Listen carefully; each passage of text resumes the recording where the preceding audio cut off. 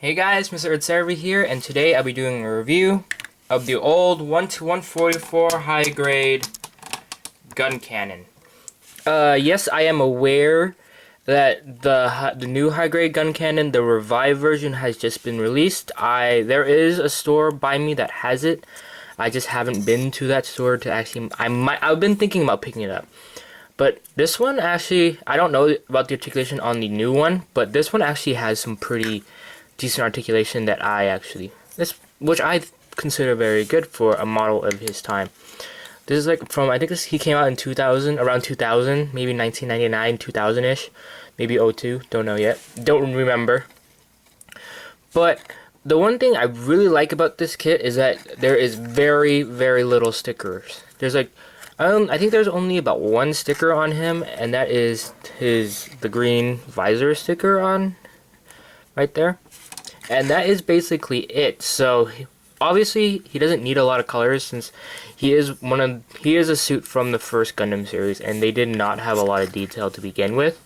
But a lot of the detail actually makes him look good. The less detail sometimes actually makes you look better. So he looks pretty decent to me.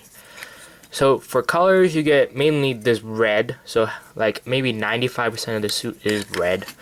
Then you have this little sea green for the helmet or the head, and then you have yellow for the vents, and you have this gunmetal gray for the arms, cannons, and joints.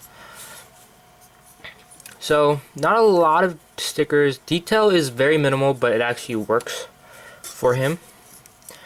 So I'm gonna actually I might as well just keep the accessories on since he only has basically one accessory on him at a time.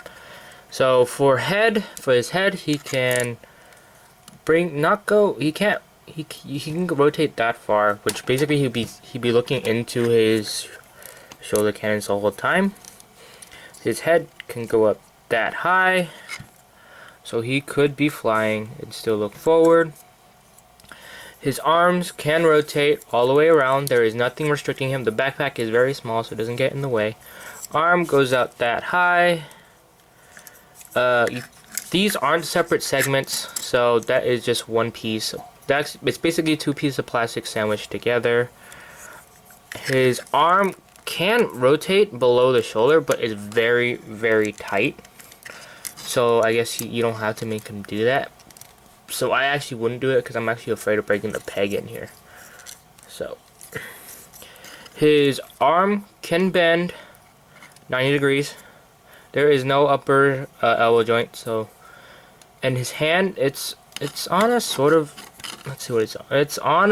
It's an old kit, so it's a poly cap, but like it's one of the hinge poly caps. So, and it's a peg hand, so it can go forwards and back, but not side to side like a normal ball joint would, and rotate at the peg.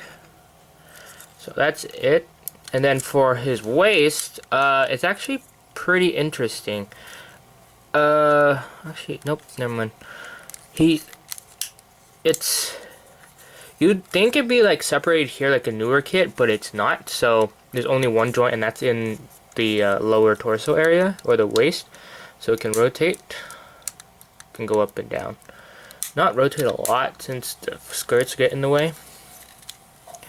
Legs, you'd think this is a little weird, but front skirts go out that far, the entire thing, and legs can go out that far.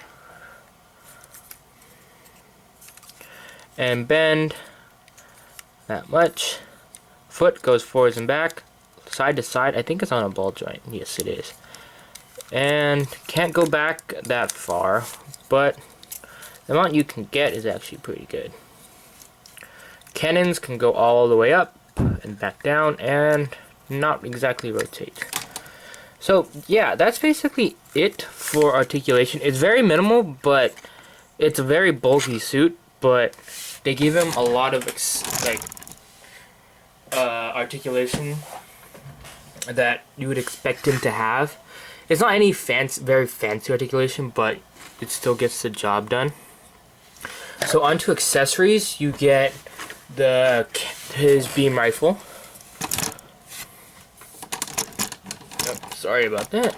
Changing camera. You get the beam rifle. And there is no stickers on it, so this little scope area is supposed to be yellow, but it's not. And in mine, there's a giant seam line going from here, from the front, from the back to about here. That's fine. I think, nope, this can't move. I thought it could move, but it can't. And for the cannons he has on him, these in the show, as many of you probably know, he fires from these. So you can fire, you can pretend they're firing. So those are other accessories he has. And this, he also has, I think, yeah, he has his little gimmick that I will show you later on with the cannons. He also comes with 2 of these missile pods, so 1 for each side. And for that gimmick thing, where are the hands?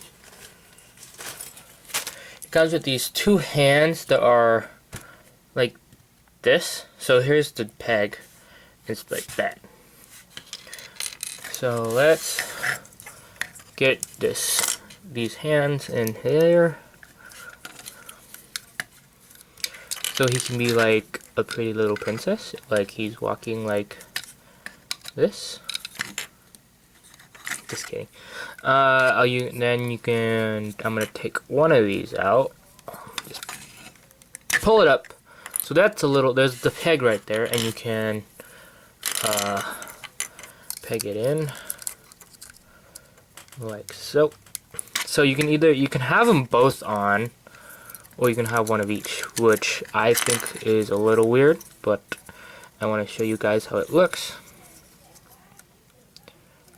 So you can put this down, his head goes forward, you can aim the cannons like so. So in the show, he'd be like, I think there was one moment where he did this, he'd be leaning over a hill, and he'd aim like this. So that's a little interesting, that's very nice. So I would recommend this kit. I don't know about the Revive yet, so it's either if you choose between the Revive or this one, I'd go for the Revive because it's a little bit newer, but I don't have it, so I can't exactly give you my judgment. But if you guys have some extra money, I totally recommend you to get this guy. All right, sorry about that hard cut there, guys. I had a little interruption. So here is the Guncannon with both of the missile pods equipped. He looks a little weird for me, but it works. Articulation's a little bit hindered since they can't go straight up because they're so the back is so long. But it's actually, I don't remember him ever using this in the anime, so it's a nice add-on that Bandai decided to give us. So let's end this review with some size comparisons. So here I have a very old high grade. This is the Goof Custom from War in the Pocket. No, not War in the Pocket, the 8th MS team, I'm sorry. So the Guncannon is actually a little bit shorter than him. Maybe by like half a centimeter. I don't have any other, actually, let's do a variant of the original Gundam I have here. So here is the Red Warrior, and they are both red. So the Red Warrior is of course a little bit taller since it is a wee bit newer. It is a slightly newer mold than the original Gundam. So, but there is a comparison, and I'll see you guys at the next review.